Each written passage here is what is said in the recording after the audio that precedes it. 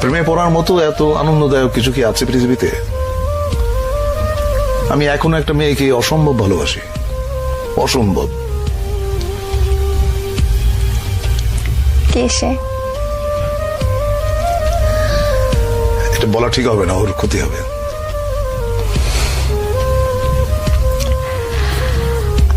আমরা কি চিনি? চেনো হয়তো। আপনার কাছে প্রেমের সংজ্ঞাটা কি? প্রেম আপনি কিভাবে অনুভব করেন? প্রেম হচ্ছে স্বর্গীয়। এইটা মানুষের ভেতরে প্রেমের যে অনুভূতি, এটা পবিত্র এবং স্বর্গীয়। প্রেমের চাইতে ভালো বিষয় মানব ইতিহাসে নাই। আমি শুধু মানুষের প্রেমের কথা বলছি না। একটা মানুষ একটা বৃক্ষের সঙ্গে প্রেম করতে পারে, একটা মানুষ তার বাসার জানালার পাশে যে গাছটি আছে সেখানে যেটা দোয়েল পাখি বসে, সে তারও প্রেমে পড়তে পারে, তাই না? সাধারণত আমরা প্রেম বলতে বুঝি খুব ছোট্ট কথা, সেটা হচ্ছে যে একটা ছেলে একটা মেয়ে। ব্যাপারটা কিন্তু সেরকম না, তাই না? ধরো যেমন আমাদের প্রফেট, তার সঙ্গে আল্লাহর যে প্রেম, এটাকে তুমি কিভাবে ডিফাইন করবে? এটা ডিফাইন করা সম্ভব না। You have to feel it in your heart. প্রেম হচ্ছে এরকম। আমি একটু মানব প্রেমের মধ্যেই থাকছি। অনেকে বলেন যে প্রেমে পড়লে হৃদয়ে হার্টে ব্যথা করে, অনেকের পেটে ব্যথা করে, অনেকের মাথায়ও ব্যথা করে। তো আপনার ক্ষেত্রে প্রেমে পড়লে সেই ব্যথাটা কেমন? সেটা তোমার মনে হয় যে পেটের উপর একটা প্রজাপতি নাচতেছে, এবং প্রেমের ব্যথার মতো এত মিষ্টি ব্যথা বোধহয় পৃথিবীতে নাই। তো প্রজাপতি নাচলে কেমন লাগে সেটা একটু আপনার কাছ থেকে শুনি। এটা তোমার সুরসুরি জাতীয় একটা জিনিস, এটা আসলে বোঝানো সম্ভব না। তুমি হয়তো কাউকে ভালোবাসো বা কারো প্রেমে পড়েছো, তুমি তোমারটা তোমার মতো করে বুঝবে, আমি আমারটা আমার মতো করে বুঝবো। আচ্ছা, আপনার ওই যে ক্যামেরাম্যান যে আছে এখানে, কি নাম তোমার? হ্যাঁ, ছোটন। ছোটন। ছোটন ওর প্রেমের অনুভূতি কি এটা ও বুঝবে, ওটা তো আমি বুঝবো না। আমি যখন বালক ছিলাম তখন প্রেম বলতে যেটা বুঝতাম, পরিণত বয়সে এসে আমি দেখলাম প্রেম আসলে অন্যরকম। পার্থক্যটা কি? পার্থক্যটা অনেক অনেক অনেক। আমাদের ধরো যেমন প্রথম প্রেমের যে অনুভূতি, সেটা হচ্ছে যে বই পড়ে, শরৎচন্দ্র বা বঙ্কিমচন্দ্র পড়ে প্রেম সম্পর্কে একটা ধারণা মাথায় ছিল। ওইটা আসলে প্রেমের অনুভূতি না। প্রেমের অনুভূতি একেবারেই অন্যরকম, একেবারেই। এটা এক একজনের কাছে এক এক রকম, এটা কেউ কাউকে বলে বোঝাতে পারবে না। প্রথম প্রেমের কথা বলছেন, সেটা বইয়ের কথা বললেন, কিন্তু প্রথম মানব প্রেম যদি বলি সেটা হচ্ছে আমি তখন অনেক ছোট। কত বয়স? বয়স কত হবে তখন? এই ধরো 14-15। তখন প্রেমে পড়লাম এক গার্লস স্কুলের ম্যাডামের, যার বয়স ধরো আমার চেয়ে 20 বছর বেশি। ওইটা আমার প্রথম প্রেমে পড়া। প্রেমে বহুবার পড়েছি, বহুবার। প্রেমে পড়ার মতো আনন্দ বোধ আর কিছুতে নাই। কিন্তু একটা জিনিস মাথায় থাকতে হবে, সেটা হচ্ছে যে কাউকে হার্ট করে, কাউকে বেদনা দিয়ে প্রেমে পড়ার মতো এরকম গরিত কাজ বোধহয় পৃথিবীতে নাই। তুমি যখন কাউকে ভালোবাসবে, এক বুক সমুদ্র নিয়ে ভালোবাসতে হবে তোমাকে, এক বুক সমুদ্র নিয়ে। তা না হলে সে প্রেমের কোনো অর্থ নেই। আমার কেন জানি মনে হয় যারা খুব সুন্দর করে কথা বলতে পারেন তারা অনেক সুন্দর করে লেখেনও। তা আপনি এত সুন্দর করে কথা বলেন, আপনি কেন লেখেন না? আমি সুন্দর করে কথা বলি কিনা জানি না, তবে আমি যেটা বুঝি আমি সেটা বলি। আমি মিথ্যে পছন্দ করি না। আচ্ছা, মিথ্যে কথা যে বলি না এটা বললে পাপ হবে, মিথ্যে মাঝে মাঝে বলতে হয়। এখন একটা মেয়ে দেখতে হয়তো অত ভালো না, সে হয়তো জিজ্ঞেস করলো যে আমাকে কেমন লাগছে, আমাকে বলতে হয় চমৎকার। এটা মিথ্যাচার না, এটা একটা মানুষকে তুমি যখন আনন্দ দাও এর মধ্যে পুণ্য আছে, সেই পুণ্যটা তুমি অর্জন করলা। আপনার প্রেমে কতজন মেয়ে পড়েছে যদি প্রশ্নটা করি? সেটা তো আমি বলতে পারবো না, সেটা মেয়েদের জিজ্ঞেস করতে হবে। আপনার কাছে কেউ এসেছে এরকম কিছু বলে? আমার তো এখনো ফোন আসে এবং অদ্ভুত অদ্ভুত কথা। কেমন? একটা মেয়ে একদিন ফোন করে বললো আমাকে বিয়ে করেন। আমি বললাম তোমার বয়স কত? ও বললো আমার বয়স 22। আমি বললাম যে আমি তোমার ঠাকুরদার বয়সী, টেলিফোন রাখো। এখনো প্রচুর ফোন আসে এবং আমার খুব মানে খুব অদ্ভুত লাগে যে এটা তো বিয়ে করার বয়স না। আচ্ছা, তো আপনি বলছেন যে আপনাকে যারা ভালোবেসেছে কারা কতজন সেটা আপনি বলতে পারবেন না, মেয়েরা বলতে পারবে, কিন্তু আপনার কাছে যারা পৌঁছেছে, আপনার পর্যন্ত যারা পৌঁছেছে, তারা তাদের এক্সপ্রেশনস গুলো কিরকম ছিল আপনার কাছে? আমাদের ইয়ারমেট একটা মেয়ে ছিল, ওর সঙ্গে বহু বছর পরে, প্রায় 20-21 বছর পরে দেখা হলো। ওর হাজবেন্ডের সঙ্গে পরিচয় করা দিল। উনি আমার সঙ্গে হ্যান্ডশেক করে বললেন ও আপনি সেই। তো আমি তো বুঝি না আপনি সেই মানে। তো আমি বললাম আপনি সেই মানে? তখন মেয়েটা বলল, আমাদের ইয়ারমেট,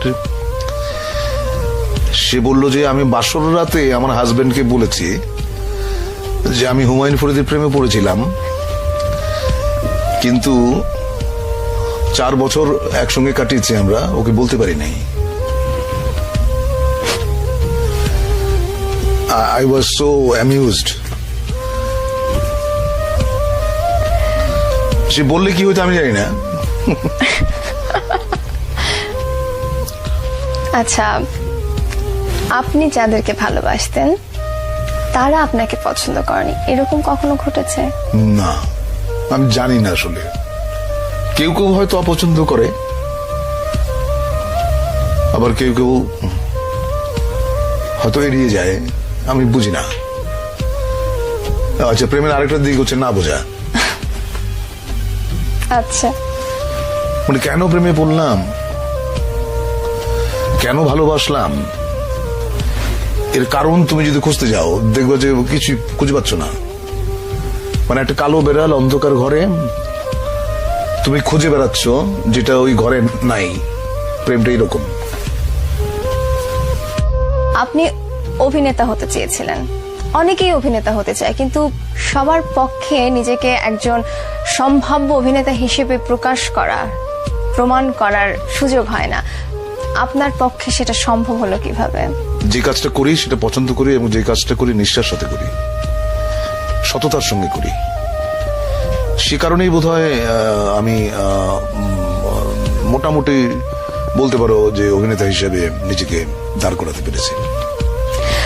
ঢাকা থিয়েটারের সাথে, মঞ্চের সাথে আপনি যুক্ত হলেন কিভাবে? সেটা খুবই ইন্টারেস্টিং একটা ব্যাপার। সেটা হচ্ছে 1977 সালে জাহাঙ্গীরনগর বিশ্ববিদ্যালয়ে আমি তখন নাট্য সম্পাদক। তখন আন্তঃহল একটা নাট্য প্রতিযোগিতা অ্যারেঞ্জ করলাম। তো ওখানে জাজ হিসেবে গিয়েছিলেন আমাদের ঢাকা থিয়েটারের প্রধান পুরুষ জনাব নাসিরউদ্দিন ইউসুফ।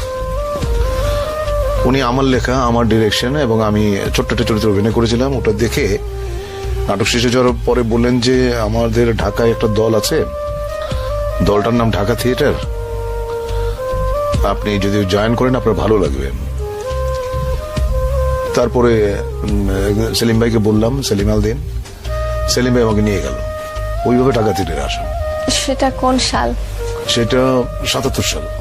সেই সময় ঢাকা থিয়েটার, বর্তমানের ঢাকা থিয়েটার, দুটোর মধ্যে যদি একটু তুলনা করতে এখন বলি। আমরা যখন ছিলাম একসঙ্গে, এতগুলো একঝাক তরুণ মেধাবী অভিনেতা, তাদের সঙ্গে আমি কাজ করেছি, সেটা ছিল ঢাকা থিয়েটারের স্বর্ণযুগ।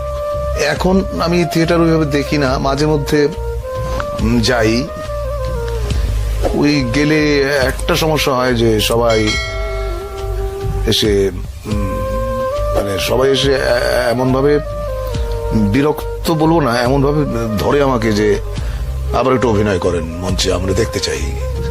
অনেকেই বলে যে আমরা আপনার মঞ্চের অভিনয় দেখি নাই, দেখতে চাই। তখন খুব বিব্রত হই, কারণ আমি জানি আমি মঞ্চে আর কোনোদিন কাজ করব না। কারণ মঞ্চে কাজ করার জন্য যেই ধরনের প্রাণ শক্তি লাগে সেটা হয়তো আমার আছে, কিন্তু আরেকটু বেশি থাকলে হয়তো করতাম। সেই প্রাণ শক্তিটা একজন অভিনেতা কোথা থেকে নিয়ে আসতে পারে আপনার মনে হয়? কিভাবে নিজেকে তৈরি করতে পারে? দেখো, ওই গিরিশ ঘোষ না কার জন্য একটা কথা আছে, দেহপট শনে নট সকলই হারায়। কারণ অভিনয় করতে একটা সুস্থ শরীর লাগে, একটা সুস্থ কণ্ঠস্বর লাগে। এখন শরীরের সামর্থ্য থাকতে হবে তো, কারণ মঞ্চে অভিনয় করতে গেলে অনেক অনেক পরিশ্রম করতে হয়। তো সেই জায়গাটা ওই আমি বোধহয় হারিয়ে ফেলেছি। আমার মনে আছে কেরামত মঙ্গল নাটকে আমার একটা এপিসোড ছিল প্রায় 40 মিনিটসের, মানে এক নাগারে সংলাপ বলে যাওয়া। এবং তখন তো মহিলা সমিতিতে তোমার ছিল না, এয়ার কন্ডিশনার ছিল না, প্রচুর ঘাম হতো, এবং আমার 1 থেকে 1.5 পাউন্ড ওজন কমে যেত প্রত্যেকটা শোতে, এত পরিশ্রম। মঞ্চে কাজ করার সময়, সেই সময়টা, যে সময়টা আপনি স্বর্ণ যুগের কথা বলছেন মঞ্চের, সেই মুহূর্তে, সেই সময়ে টেলিভিশন এবং মঞ্চে কাজ করার একটা কম্পিটিশনের একটা বিষয় চলে এসেছিল। আপনার সাথে যারা কাজ করছিলেন মঞ্চে, আপনার থেকে কম শক্তিশালী যারা অভিনেতা, তারা টেলিভিশনে গিয়ে অনেক আলোচিত হয়ে উঠছেন। তো এটা কখনো আপনার মধ্যে দ্বন্দ্ব সৃষ্টি করেছে? না, কখনোই না। দেখো, আমি লোভী মানুষ না। I am not a greedy person. I am a very simple person. আমার জীবনযাপন তুমি যদি দেখো, তুমি খুবই অবাক হবে। অনেকের ধারণা ফরিদি ভাই উশৃঙ্খল, বিশৃঙ্খল জীবনযাপন করেন, আসলেই না। আমি অত্যন্ত সুশৃঙ্খল। মানুষের অনেক ভুল ধারণা আছে, মানুষ ভেবে নেয়, তো মানুষের ভাবনার জায়গায় তো আমার কোনো হাত নাই। কখনো বলেছিলেন যে আমি তোমাকে ভালোবাসি, এই শব্দটা হচ্ছে পৃথিবীর সবচেয়ে ব্যবহৃত এবং লুণ্ঠিত একটি বাক্য। পৃথিবীর সব দেশেই, যেমন ধরো ইংরেজিতে বলে আই লাভ ইউ, তারপর জার্মানিতে বলে ইস লিভ ডিশ, হিন্দিতে বলে যে मैंने तुमसे प्यार करता हूं। এগুলো এত বেশি বলা হয়, আমার মনে হয় পৃথিবীতে সবচেয়ে বেশি বলা হয় এই শব্দটাই মানুষের জীবনে। কিন্তু এটা আসলে লাভ হ্যাজ এক্সপায়ারি ডেটস। হ্যাঁ, সুতরাং এটা তো লুণ্ঠিত এবং বহুল ব্যবহৃত শব্দ। এই শব্দটার কি আসলে কোনো ভ্যালু কিংবা এটার কোনো মহত্ব কি নেই? অবশ্যই আছে। প্রেম হচ্ছে অত্যন্ত অথেন্টিক এন্ড পিওর। কিন্তু প্রেম আসলে হয় কি, দুজন মানুষের মধ্যে যখন প্রেম হয়, তখন হয় কি, একটা সময় আসে যে কোনো একজন হয়তো আগ্রহটা হারিয়ে ফেলে। তখনই মনে হয় যে এই শব্দটা 20 বছর আগে বলেছিল একজন আরেকজনকে যে আমি তোমাকে ভালোবাসি, তখনই শব্দটা মনে হয় যে অনেক লুণ্ঠিত শব্দ। আমরা এই প্রেম, ভালোবাসা এবং নানান ফিলিংস এর কথা আরো একবার আসবো, বাট তার আগে আমার জানার ইচ্ছা যে হুমায়ুন ফরিদি ছোটবেলায় কেমন ছিল? ছোটবেলায় আমি খুব দুরন্ত ছিলাম, অসম্ভব অস্থির, চঞ্চল, এক জায়গায় বেশিক্ষণ থাকতে পারতাম না, এবং অনর্গল কথা বলতাম, অনেকটা বাচাল বলতে পারতাম। তখন কি ইচ্ছা ছিল যে বড় হয়ে এমন কিছু হব, খুব ফেমাস হব, অভিনেতা হব, মানে এই ক্রিয়েটিভ লাইনে আসবো, এটার কি তখন ইচ্ছা ছিল? না, একদম ছোটবেলা ছিল না।